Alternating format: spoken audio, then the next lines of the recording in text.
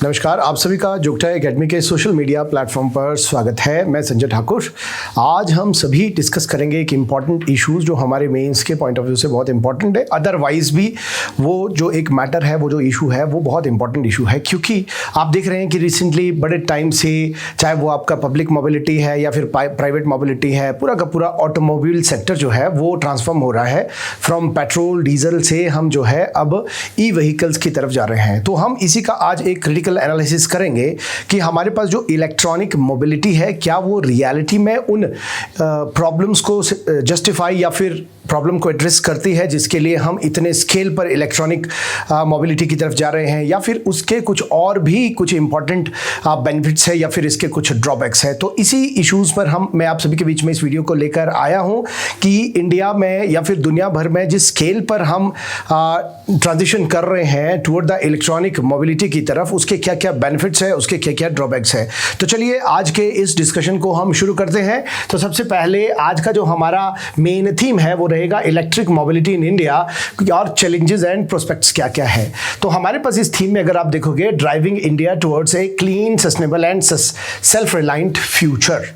तो यहां पर हम नेक्स्ट स्लाइड में चलते हैं। तो यहां पर देखेंगे जो हमारा एक इंपॉर्टेंट थीम है वो है electronic vehicle adoption as an energy industrial transformation. तो यहां पर अगर आप देखोगे कि हम जो है इलेक्ट्रॉनिक व्हीकल्स को जो अडॉप्ट कर रहे हैं वो सिर्फ एक एनर्जी तक या फिर जो क्लीन एनर्जी तक सीमित नहीं है, उसका एक अहम बिंदु इंडस्ट्रियल ट्रांसफॉर्मेशन भी है। तो यहां पर अगर आप देखोगे तो it reads as India's energy transition is not simply about the replacing petrol diesel vehicle with EVs, it is an transformation of 4 interconnected systems। तो यहां पर हमारे पास 4 इंपॉर्टेंट इंटरकनेक्टेड सिस्टम है जो इस पूरे के पूरे ट्रांसफॉर्मेशन का एक पार्ट है। यहां पर अगर आप देखोगे तो हम जब हमारे दिमाग में जब बात आती है कि हम क्यों ई व्हीकल्स की तरफ इतना शिफ्ट कर रहे हैं, ट्रांजिस्ट कर रहे हैं, तो हमारे दिमाग में बात आती है कि हमें जो है एमिशंस को कंप्लीटली रिड्यूस करना है, because India again want to become carbon neutral by 2070। आप सभी को पता है हमने दुनिया को कार्बन न्यूट्रल बनाना है बाय 2050।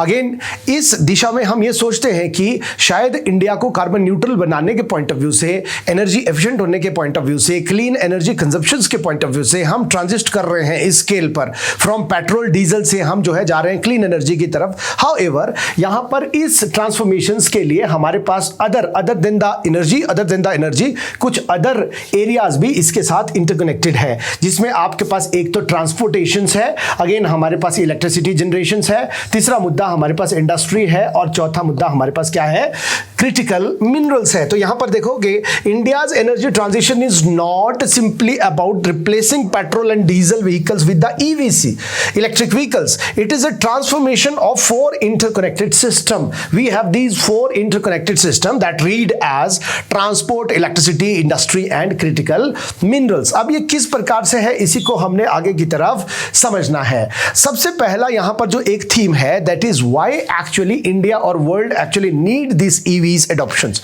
हमें क्यों जरूरत है इलेक्ट्रिक व्हीकल्स की, तो आपने ध्यान रखना है, एक तो हमारे पास एनर्जी सिक्योरिटी है, दूसरा इन्वायरमेंटल प्रोटेक्शन है, तीसरा इंडस्ट्रियल डेवलपमेंट है, चौथा है टेक्नोलॉजिकल ट्रांसफॉर्मेशंस। सो ये जो 4 इंपॉर्टेंट थीम्स है ये आपने हमेशा याद रखने हैं कि India needs the energy security. Why?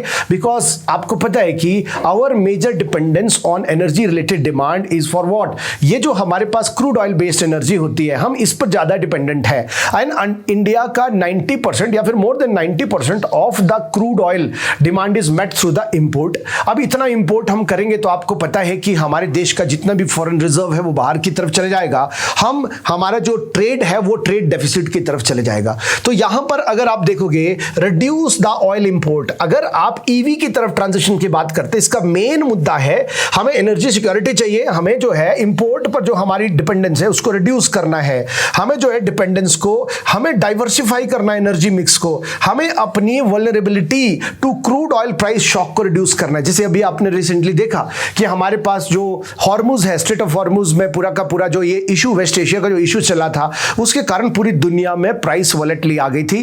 जो प्राइसेस है क्रूड ऑयल के वो बढ़ गए थे और इंडिया में भी क्रूड ऑयल के जो प्राइसेस है वो काफी ऊपर चले गए थे। ऑब्वियसली जब ये ऑयल के प्राइसेस ऊपर जाते हैं तो पूरी महंगाई बढ़ जाती है, हर सेक्टर पर उसका एक प्रभाव पड़ता है। तो इस प्राइस जो आपके पास वॉलेटिलिटी है इसको हमने चेक करना है और इसके लिए हमें क्या है, एक एनर्जी सिक्योरिटी करनी पड़ेगी, हमें अपने डिपेंडेंस को रिड्यूस करना पड़ेगा, हमें एनर्जी सेक्टर को डाइवर्सिफाई करना पड़ेगा, हमें अदर देन जो आपके पास क्रूड ऑयल है उसके अलावा जो अदर हमारे पास एनर्जी सोर्सेज है उनकी तरफ भी हमें सोचना पड़ेगा। वहीं पर दूसरा अगर आप देखें इन्वायरमेंटल प्रोटेक्शन, तो हमारे पास जीरो टेल पाइप एमिशंस चाहिए, एयर पॉल्यूशन को रिड्यूस करना है, नाइट्रस ऑक्साइड का या फिर पार्टिकुलेट मैटर का जो एमिशंस है उसको रिड्यूस करना है, ओवरऑल हमें कार्बन फुटप्रिंट को रिड्यूस करना है। तो यहां पर अगर आप देखोगे इंडिया में 12% of the carbon emissions actually comes from the automobile sector, other than 27% of the urban pollution is actually caused by the automobile sector. ये बहुत इंपॉर्टेंट अवधारणा है। शहरों में हमारे पास इतना ज्यादा क्या हो रहा है, एमिशंस होता है, इतना ज्यादा हम जो है नाइट्रस ऑक्साइड या फिर पार्टिकुलेट मैटर या फिर जो टॉक्सिक गैसेज है वो एमिट होती है, किसके थ्रू, वो होती है ऑटोमोबाइल सेक्टर के थ्रू। तो इसको मैनेज करने के लिए हमें जीरो टेल पाइप एमिशंस की तरफ जाना पड़ेगा, मतलब इस प्रकार का हमें स्ट्रेटेजी अडॉप्ट करना पड़ेगा जिसमें हमारे पास टेल पाइप या फिर व्हीकल के एग्जॉस्ट से जो एमिशंस होता है उसको हम जीरो कर पाए।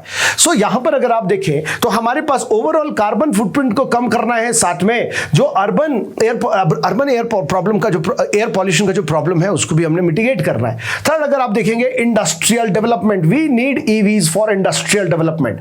अगेन मोर ओवर आप देखोगे जो हमारे पेट्रोल डीजल से रिलेटेड जो भी मैन्युफैक्चरर है वो सभी के सभी बाहर के हैं, बाहर की कंट्रीज के, टोयोटा है, सुजुकी है, मित्सुबिशी है, कर्सेलर है, माजदा है, ये सब बाहर की कंट्रीज है। और जब हम इतने स्केल पर जब हम पेट्रोल या डीजल बेस ऑटोमोबिलिटी का यूज करते हैं तो कहीं ना कहीं बाहर की कंपनीज को ज्यादा जो है उसका बेनिफिट मिलता है और इंडिया से पूरा का पूरा जो फॉरेन एक्सचेंज है, जो आपके पास फॉरेक्स रिजर्व है, वो बाहर की तरफ जाता है। अब यहीं पर हमें इंडस्ट्रियल, अगर हम ईवी की बात करें, ईवी में जब हम जाएंगे तो इंडिया यहां पर एक तरह का इनोवेटर साबित हो सकता है। इंडिया में जितना भी बैटरी है या फिर जो हम मोटर्स बनाएंगे या फिर जो हम जो है इलेक्ट्रिक गैजेट्स बनाएंगे, सॉफ्टवेयर बनाएंगे, उसके लिए इंडिया में ही एक स्टिमुलेशन हो सकता है जिससे इंडिया में एक इंपेटस मिल सकता है इंडस्ट्रियल डेवलपमेंट के लिए। यहां पर अगर आप देखो इंडिया में EVs will create demand for the batteries, Motors, electronic softwares and charging infrastructure और दूसरी रिसाइकलिंग कैपेबिलिटीज के लिए, जिसके तहत इंडिया में इंडस्ट्रियल डेवलपमेंट हो सकता है। जहां पर आप पेट्रोल और डीजल व्हीकल्स के लिए इंपोर्ट पर या फिर बाहर की टेक्नोलॉजी पर डिपेंडेंट हो, वहीं पर इंडिया में हम R&D कर सकते हैं और ईवी से रिलेटेड जो भी आपके पास एस्पेक्ट फीडस्टॉक लगते हैं उसको आप अपने देश में ही प्रोड्यूस कर सकते हैं, जिससे हमारी इंडस्ट्रीज को एक स्टिमुलस मिल सकता है। वहीं पर अगर हम देखें टेक्नोलॉजिकल ट्रांसफॉर्मेशन, तो टेक्नोलॉजिकली भी इंडिया अभी काफी आगे जा रहा है। तो ट्रांसफॉर्मेशन की बात करें तो ईवीज जो है वो इंटीग्रेट करती है रिन्यूएबल्स एनर्जी को स्मार्ट ग्रिड के साथ, व्हीकल टू ग्रिड के साथ, स्टोरेज फैसिलिटीज के साथ, डिजिटल टेक्नोलॉजी के साथ और स्मार्ट इंटेलिजेंट सिस्टम के साथ। सो ये जो चार इंपॉर्टेंट एस्पेक्ट हमारे पास है, we need electronic vehicles not simply because we want to have efficient और sustainable type of energy consumption, however हमारे पास कुछ अदर हमारे पास यहां पर रीजंस है। अगर आप देखें environmental protection, industrial development, technological transformation, again आपने देखना है कि हमारे पास जो पेरिस एग्रीमेंट भारत का है, पेरिस एग्रीमेंट में जो हमारे जो एनडीसीज है, जो नेशनली डिटरमाइंड कंट्रीब्यूशंस है, उसमें इंडिया ने बोला है कि 45% तक का कार्बन इंटेंसिटी एमिशंस को 2030 तक रिड्यूस करना है। तो इन सारी चीजों को ध्यान में रखते हुए हमें अभी जो है इंडिया में किसकी जरूरत है, हमें एक ट्रांजिशन की जरूरत है फ्रॉम द पेट्रोल और diesel based automobility to the electronic vehicles की तरफ हमें जाने की जरूरत है। यहीं से जब हम थोड़ा सा आगे की तरफ चलते हैं तो हम देखते हैं कि करंट स्टेटस क्या है, पॉलिसीज क्या है, करंट स्टेटस क्या है। क्या ये बातें ही तो नहीं है कि फैक्ट बुक क्या बताती है, डेटास क्या बताते हैं कि लोग किस स्केल के साथ ई व्हीकल्स को, ई मोबिलिटी को अडॉप्ट कर रहे हैं। तो हमारे पास अगर आप करंट स्टेटस देखोगे, ईवी एडॉप्शंस में आपके पास एक इंक्रीमेंट हमें देखने को मिलता है।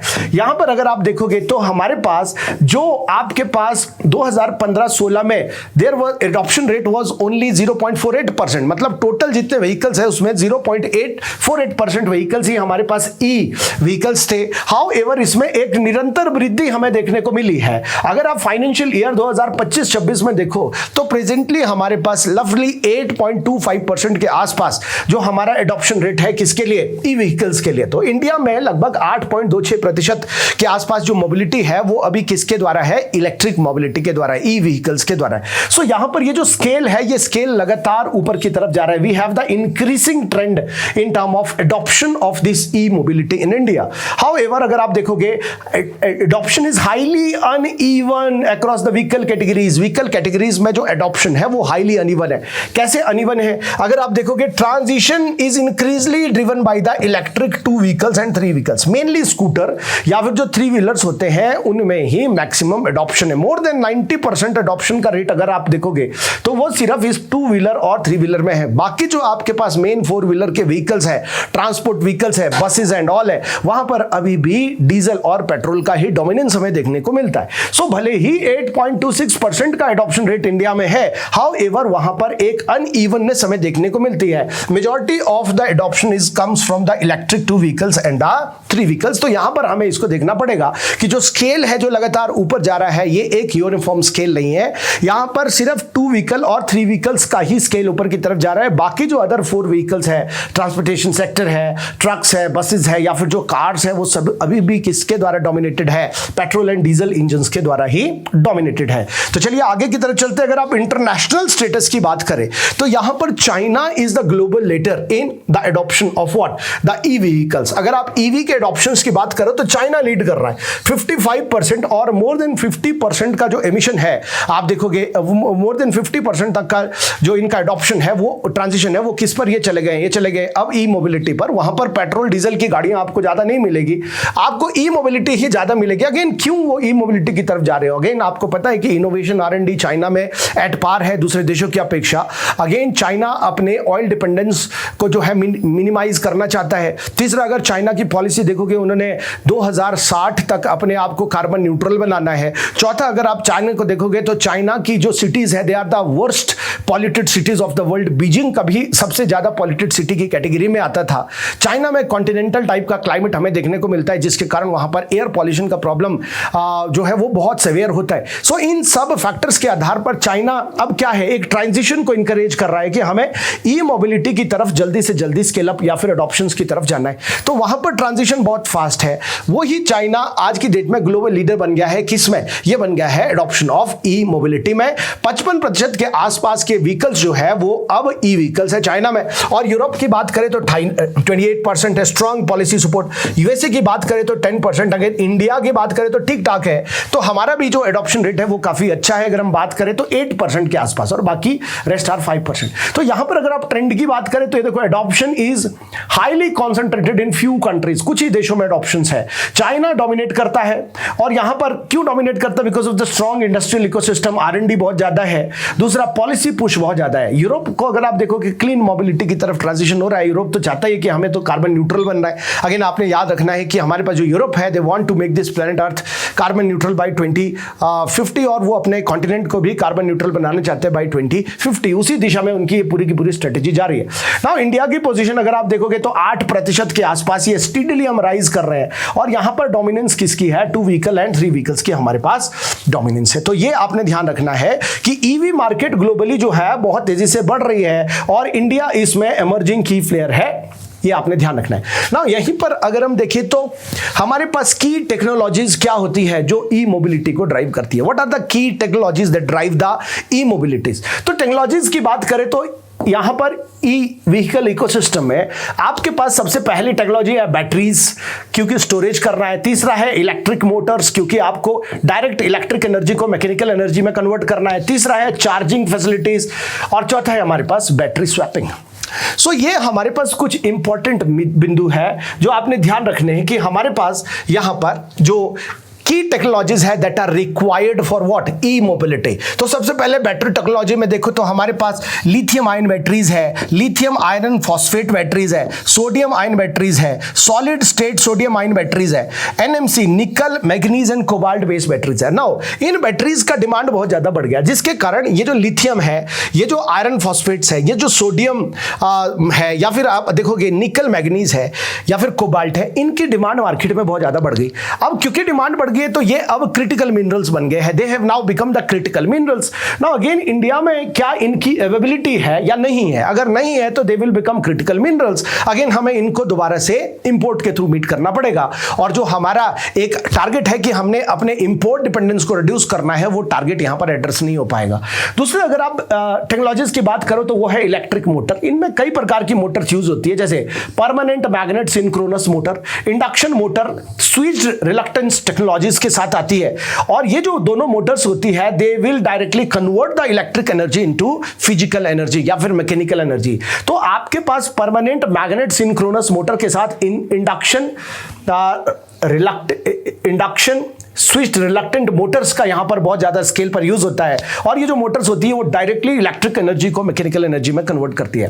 तीसरा, अगर आप देखोगे चार्जिंग फैसिलिटी, तो दोनों प्रकार की चार्जिंग फैसिलिटी की जरूरत यहां पर है। अगर आप एसी चार्जेस की देखोगे तो ये स्लोअर चार्जेस होते हैं and they are suitable for home. घर में अगर आपने अपनी गाड़ी को चार्ज करना है तो ये स्लो चार्ज है, बट अगर आप कमर्शियल स्केल पर देखोगे फास्टर, सुटेबल और हाईवे चार्जिंग के लिए आपके पास डीसी चार्जिंग की फैसिलिटी भी यहां पर यूज की जाती है। नाउ लास्ट में अगर आप देखोगे तो you have the battery swapping. Battery swapping का मतलब क्या हुआ कि आपकी गाड़ी की बैटरी खत्म हो गई है, इंस्टेड वहां पर 3 घंटे के लिए खड़ा रहा जाए, आप अपनी गाड़ी की बैटरी वहां पर छोड़ दो और वहां से भरी हुई बैटरी को लेकर जाओ। इसको हम क्या बोलते हैं? Battery swapping.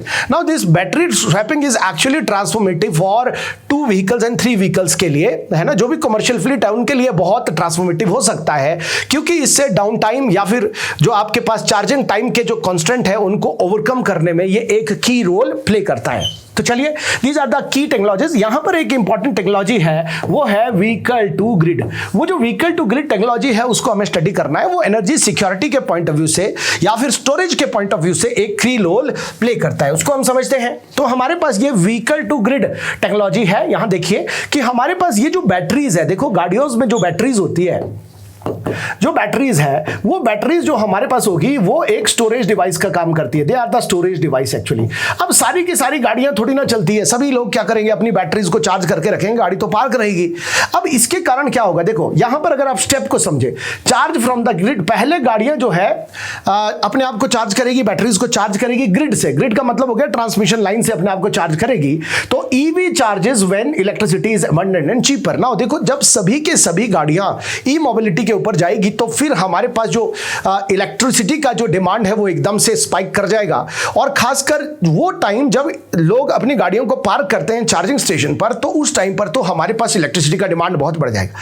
तो इसी का एडवांटेज लेना है। जब डिमांड बढ़ेगा तो प्राइसेस में फ्लक्चुएशंस आ जाएगी, जब डिमांड घटेगा तो प्राइसेस भी कम आ जाएंगे। तो यहां पर हमारे पास क्या फैसिलिटी होगा? देखो, EV charges, electric vehicle charges when electricity is abundant and cheaper. जब हमारे पास इलेक्ट्रिसिटी जो है वो बहुत ज्यादा है, अवेलेबल है और चीपर है, तब ईवी अपने आप को चार्ज करेंगे।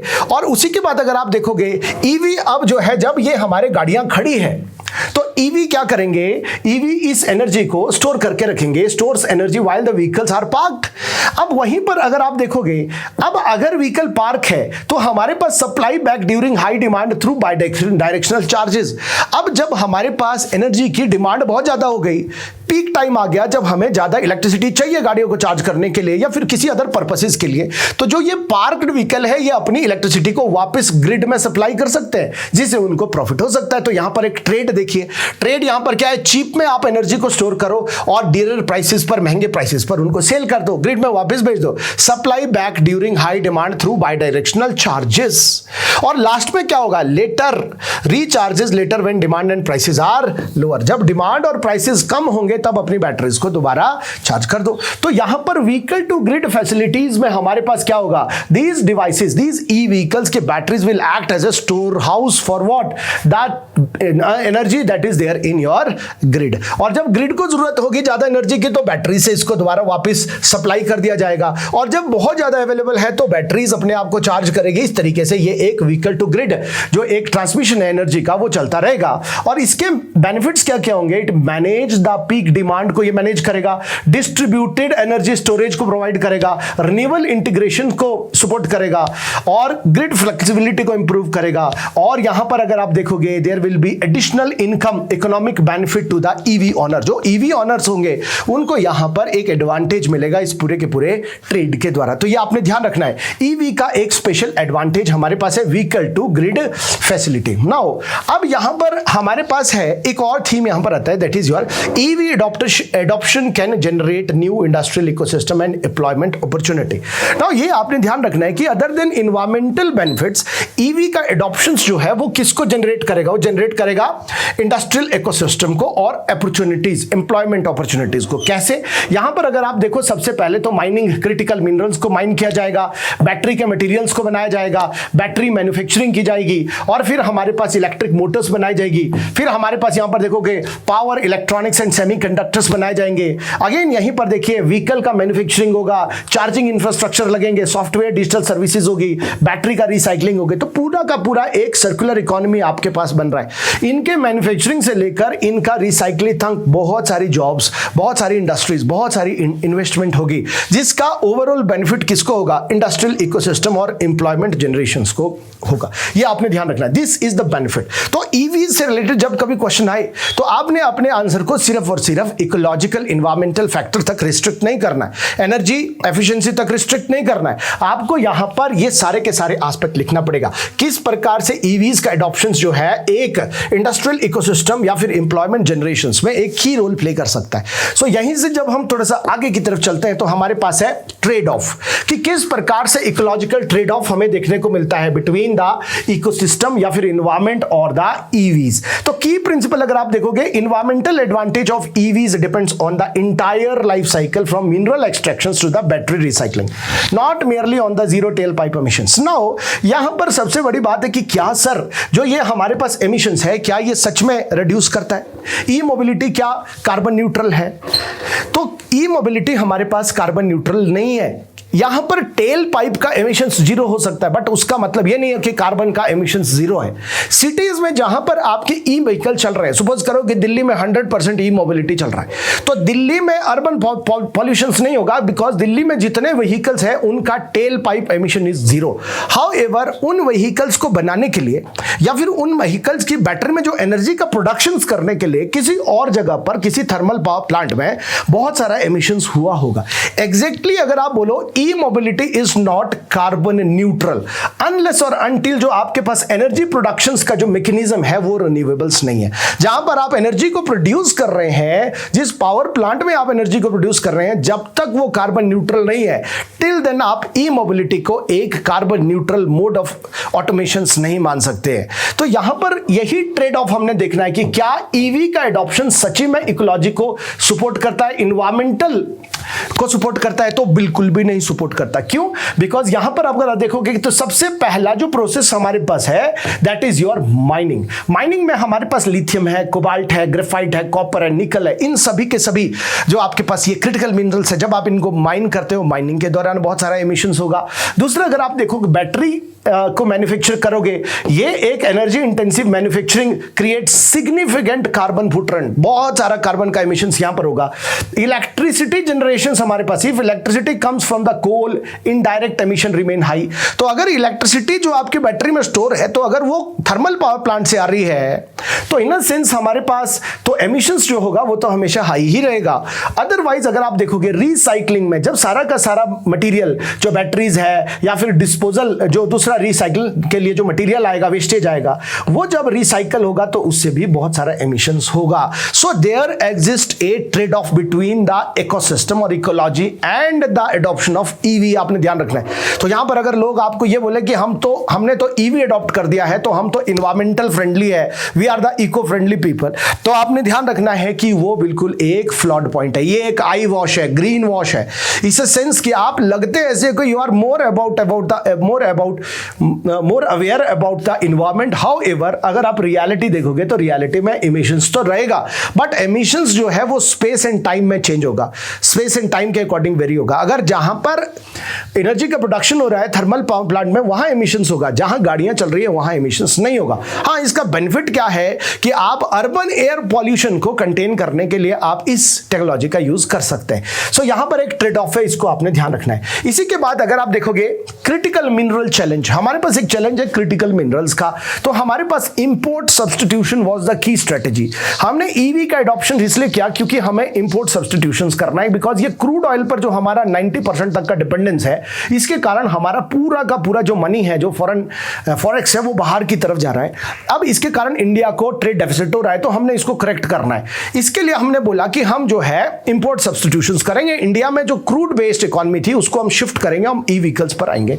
अब क्या सच में ये है कि नहीं है, इसमें क्या सब्सटेंसेस को देखते हैं। Critical mineral challenges, India want to reduce oil dependence but EV can increase dependence. अब ये जो ईवीज जो है ये डिपेंडेंस को बढ़ा देंगे इंपोर्ट के ऊपर। क्यों? बिकॉज क्रिटिकल मिनरल्स जो है वो इंडिया में अवेलेबल नहीं है।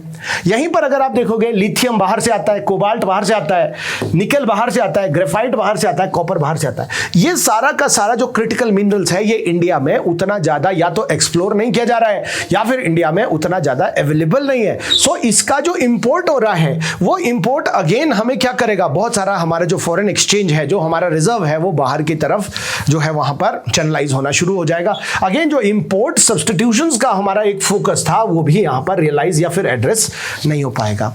तो इसी के बाद अगर आप देखोगे India's EV transition, the central paradox क्या है? What is the central paradox? India want to reduce the oil import. हमने ऑयल इंपोर्ट को रिड्यूस करना है, जो भी नहीं हो सकता, बिकॉज इसकी जगह हम किसको क्या कर रहे हैं? We are substituting it with what? Import of the critical minerals.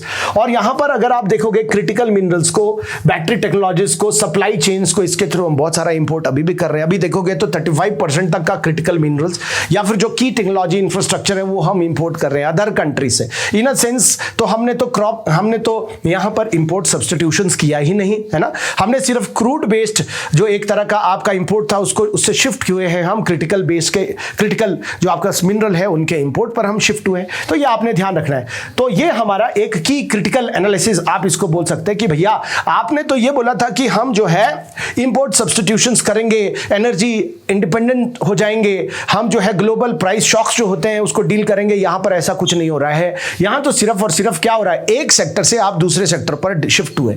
सो यहीं पर पॉलिसी एवोल्यूशंस की बात करें तो भारत में क्या क्या पॉलिसीज आई है? सबसे पहले 2015 में इसकी शुरुआत होती है। National electric mobility mission plan objective 2020 तक के लिए यह प्रोग्राम आया था और इसका मेन ऑब्जेक्टिव था accelerate EV adoption, promote manufacturing, improve energy security, promote sustainable mobility, reduce oil dependence. तो ये पहला प्रोग्राम आपने ध्यान रखना है, national electricity mobility mission plan 2020। ये आया है 2015 में और ये कब तक था? 2020 तक के लिए ये स्ट्रेटेजी थी।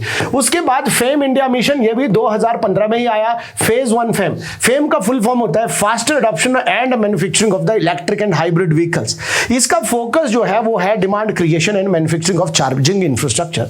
तीसरा हमारे पास 2019 में ये फेम 1 खत्म हो गया और इसकी जगह फेम इंडिया फेज 2 आ गया और इसका भी मेन ऑब्जेक्टिव था ग्रेटर ईवी एडॉप्शन को बढ़ाओ, पब्लिक कमर्शियल मोबिलिटी में इसको लेकर आओ, चार्जिंग इंफ्रास्ट्रक्चर को बढ़ाओ और हमारे पास पब्लिक मोबिलिटी, पब्लिक ट्रांसपोर्ट जो होता है ई बस, ई 3 व्हीलर, 2 व्हीलर्स को प्रमोट करो।